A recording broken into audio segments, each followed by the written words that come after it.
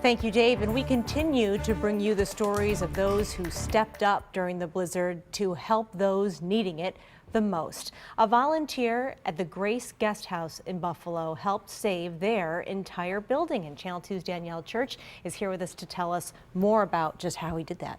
Yeah, Kate. So his name is John Kelly. He's a volunteer at the Grace Guest House. Both during and after the blizzard, he went over to the house and did what he could to make sure nothing was wrong.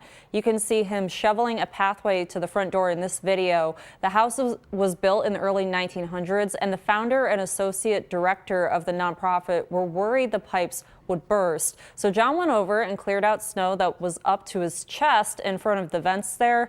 Once he did that, the heat kicked back on and the power too. It saved the building from needing a ton of repairs that likely would have been needed from water damage. Grace Guest House provides lodging to patients at ECMC, Mercy, and Roswell. They either live an hour or more away, and in some cases they come from around the world. It also provides rooms for their families and caregivers. All the guests were moved to hotels on the Thursday before the blizzard, but I'm told if it weren't for John, it's likely neither the guests nor the staff would have been able to return. My fear is that those pipes could have burst. And if that had happened, I don't know what we would have done. I don't know how long it would have taken to fix ceilings and floors and replace furniture. It's a what if that we don't have to find out now.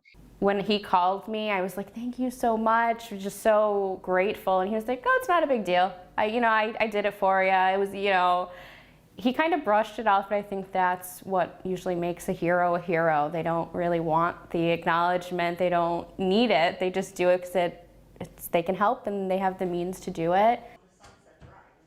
House opened in November 2017. Last year, they housed about 1,000 families. And here's some other good news. Right before the storm, National Fuel gave the nonprofit a grant to purchase a natural gas generator. The contractor wasn't able to get it installed in time before the storm, but now the Grace Guest House will never have to worry about running out of power again. So just a great story of someone doing something simple and turned out to be much bigger than that. Yeah, for sure. Those little things that everybody did just made such a big difference. Danielle, thank you.